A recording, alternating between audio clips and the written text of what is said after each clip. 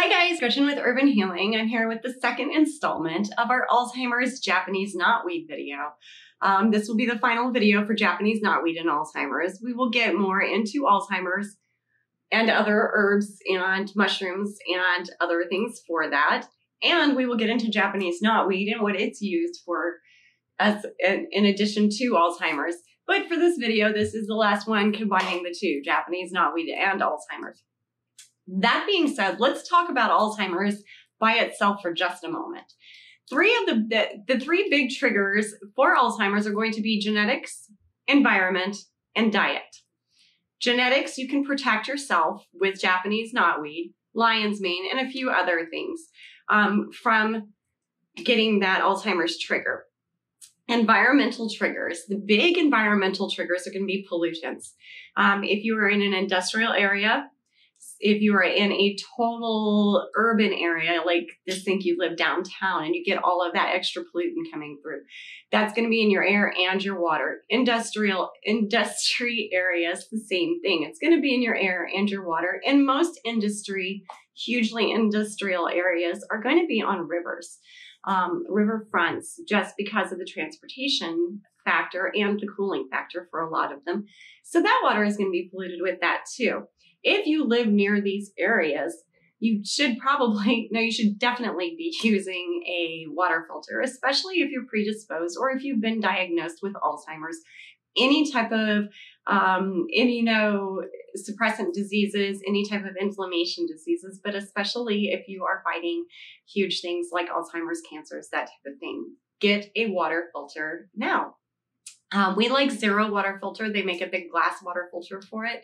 It seems to get most of the particulates out, heavy metals, aluminum, fluoride, cadmium, that type of thing. Also you can't think, oh, hey, I live in the country, I'm safe. The country is not safe. If you live near commercial farmers or huge farms and you see those machines out there spraying, your groundwater is polluted as well. Your air maybe not as much, but your water definitely is. And those particulates will build up in your body.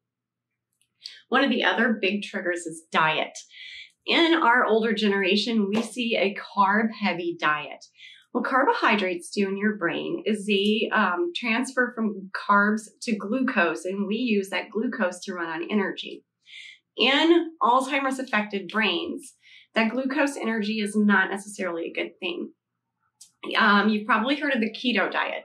The keto diet currently is being used as a popular fad diet for people who want to burn fat more. It's kind of along the lines of the Atkins theory, where you take out the carbs and then your body is forced to burn the fats because it doesn't have the sugars to run on or store anymore. Kind of. The keto diet was originally developed for people who suffer from epilepsy, another brain inflammatory disease. So the way it works is you take out a lot of the carbs and your body does run on fat and you send it into ketosis. The way it works in your brain is no longer using glucose or carbohydrates for energy, but is using those ketones for energy.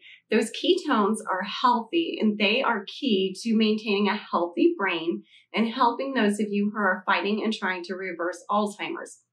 If you don't want to be on the keto diet for the rest of your life, which I totally get, you don't have to be. Scientists have shown that if you stay on the keto diet faithfully for 6 weeks, you will still get the effects of the ketosis and the ketone development in your brain. And it will help protect your brain from further development of Alzheimer's. So that's two of the things, environment and diet, that we can address. We can protect ourselves from now and with the water filter, and we can help begin the reversal with the keto diet. You can also protect it. Like I said, the scientists did show that if you were faithful on your keto diet for 6 weeks, your brain and your body will continue to produce those ketones. These ketones were things that our body produced naturally anyway. And we did produce more of them before we became a high carb society. Okay, so let's move on to Japanese knotweed. Now, a lot of my information that I am drawing on today will be based on double-blind studies using a placebo as well, from Duke and the University of South Carolina, as well as Georgetown, because I do like the Georgetown studies as well. So Japanese knotweed is an angiogenesis modulator. What that means is it helps blood vessels. It sends new blood vessels to damaged areas. So you have a burn, or in this case, the amyloid plaque kind of things.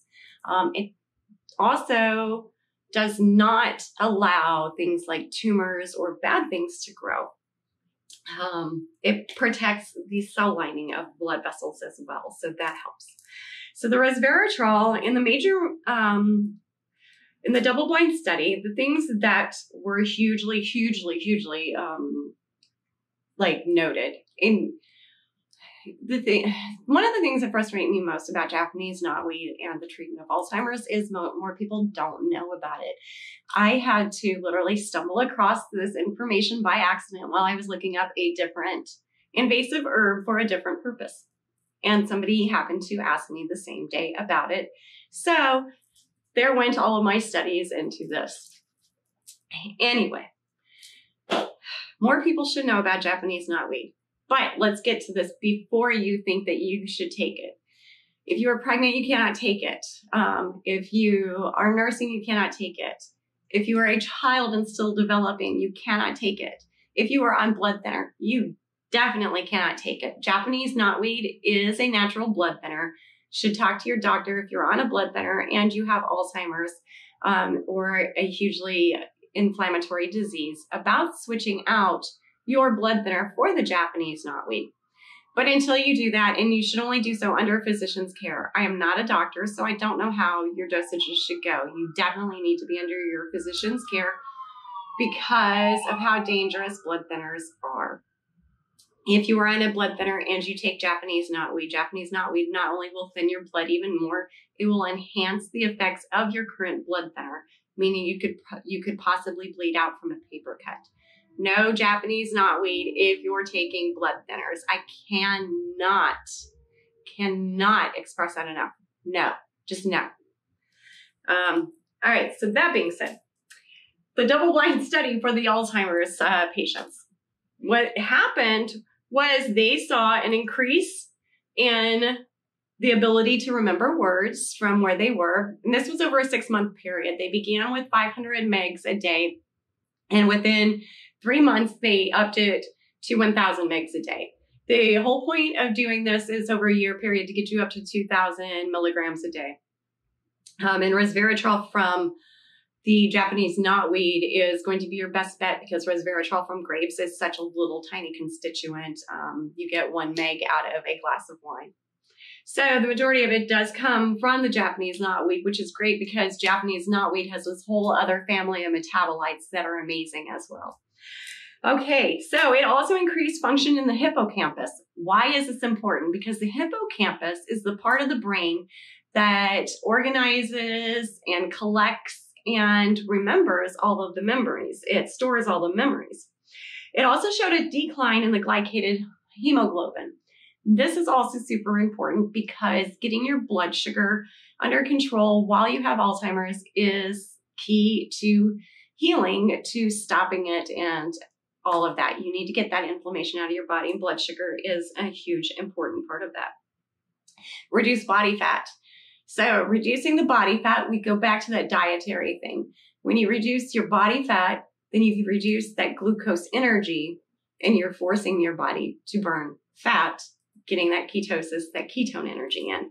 So that helps with that. Now, the way that Japanese knotweed works is an Alzheimer's brain has a leaky blood-brain barrier. And these little cells are coming through and they're killing these other cells in your brain. Japanese knotweed reinforces this wall, stopping these other ones from coming in. Now, the ones that are already formed on your brain, the amyloid plaque, amyloid beta peptides, they come across as basically these scars on your brain. So they're scarring your brain, scarring your brain, scarring your brain. So these amyloid beta peptides. The Japanese knotweed, the resveratrol, and the other constituents in the Japanese knotweed, what they do is they don't stop what's already there, so to speak. They send all the really great healing to the cells and regenerate the cells and help the new neuron pathways form. So they're saying, yay, help these cells. Like we just talked about what they do with like burns and cancer and all of that. They're healing those cells that are supposed to be healed. So they see this damaged cell in your brain and it's healing, healing, healing. That amyloid beta peptide on the top. Now, what it does to that is it starts to degenerate it. It can't kill it, so to speak, but it degenerates it. And what they showed in these studies is as it's healing these cells and helping these new pathways form and that hippocampus get back up to where it's supposed to be, it's reducing the inflammation in the brain. The inflammation of the brain was shown to be remarkably reduced, and it's degenerating those amyloid beta peptides. And then what it does is when they took the spinal fluid is they did find those amyloid beta peptides in that spinal fluid, in that blood, indicating that the Japanese knotweed, the resveratrol, and the other things in the Japanese knotweed were removing those degenerated amyloid beta peptides from your brain, swooshing it out through your blood so that your body can just dispose of them in a more agreeable manner, something that doesn't disrupt your recovery from Alzheimer's. And yes, I say recovery from Alzheimer's because there have been people who have recovered from Alzheimer's. None that I know of on a strictly pharmaceutical regimen. I am just going to throw that out there. But there has been a lot of success with the reversal and just the stopping of it and the prevention of it if you do know that it's genetic. All right. So I think that actually concludes everything that I was going to go through with this. What I've discovered through all of these studies, and feel free, like I said, my sources are Duke University, the University of South Carolina, and Georgetown University. There was another doctor. I'm going to look up his name again and put it on the credits somewhere when I type out everything. But Japanese knotweed is an amazing, amazing, amazing ally in the fight against Alzheimer's. Definitely highly recommended. If your doctor is not aware of it, bring it to his attention. Show him some of these, show him some of the reports. Tell him to reference the double-blind placebo controlled study group at Duke University, or that was done in conjunction with the University of South Carolina, or the Georgetown University one as well. I think that the more doctors know, the better the treatments will be. Again, until next time, namaste.